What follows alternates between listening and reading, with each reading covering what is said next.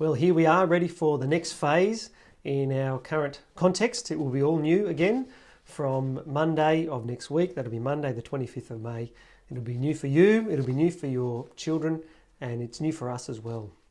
Of course, the big message is that all students will be returning to school on Monday of next week, and that the learning from home resource will not be continuing. So students will no longer be learning from home, but the message is that it is safe for students now to return to school. And while there will be some ongoing measures in place, some changes to our routine, we will be hoping to make things as smooth as possible and as familiar as possible as students come back to us next week. Of course, if your child is unwell, if they have any cold or flu symptoms, they are not permitted to attend school. They are required to stay at home, but otherwise all children should be returning for school next week. If you have a specific case for your family, so whether if your child is immunosuppressed or if there's someone in the household is immunosuppressed or has a specific health condition that you have a concern for, please get in touch with us at the school and we'll be able to talk through that specific scenario. The advice we've received is that in those situations, a doctor's certificate or specific written medical advice is required, but otherwise the expectation is for all children to return to school on Monday of next week.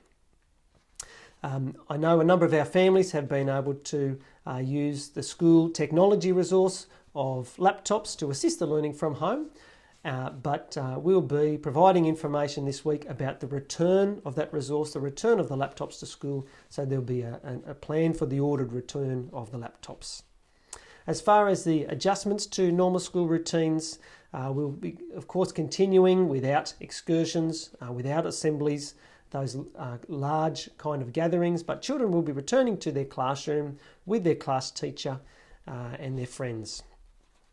We will be continuing our enhanced health and hygiene procedures. So we established those at the end of last term with a very rigid and structured hand washing regime. We've had enhanced cleaning practices. Normally all schools are cleaned at the beginning and at the end of the day, but we now have additional cleaning time throughout the day for high touch surfaces and the cleaning of the toilet areas before and after each of the breaks as well. The school bubblers will continue to be closed at this point in time. As far as the drop-off plan, things will be unchanged. So we're asking parents not to come onto the school site. The only adults who are coming onto the school site should be those for essential purposes. If you need to get in touch with the office about something, please give us a call rather than just coming up to the office. But the plan, if you normally would walk your child to school, would be to drop them at the school gate. There will be a teacher on duty out the front in the morning, and then the child will come into the school as they normally would for their normal designated areas.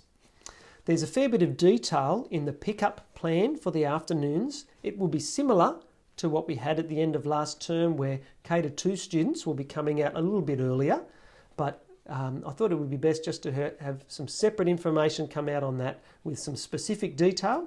So keep an eye on Facebook, that will be coming out this week as well. Buses will continue to operate for our children who catch the bus, and all public transport will continue to be available, and we've communicated in the past the enhanced cleaning measures that they have in place. You would have heard a little bit about school reports.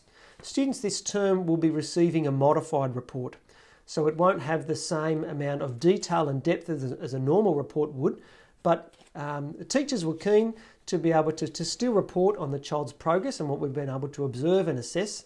So students will be receiving a short and modified report this term, which doesn't have the A to E reporting, but then the plan is to resume to our normal reporting process for semester 2. The canteen will be closed for the first week back from Monday, and the canteen just needs a week to make sure that their procedures are consistent with the requirements of New South Wales Health. But the plan is for the canteen then to open the week following, but that will just be for lunch orders at this stage. So we're not going to have a big group of children lined up outside the canteen at either break, but it will just be for the lunch orders. But more information on that and the possibility of a modified menu will come. All of this information is will be provided on a Facebook post with this video broadcast. But can I recommend, or can I commend to you, the New South Wales Department of Education website, where they've got specific advice around COVID-19 and advice for families. There's some other very good information there. But before I sign off, the last thing I just wanted to mention was that I've been very impressed with young Chloe Gray. So Chloe is one of our school leaders at this school, and this week, this week Chloe had her head shaved for as a cancer fundraiser.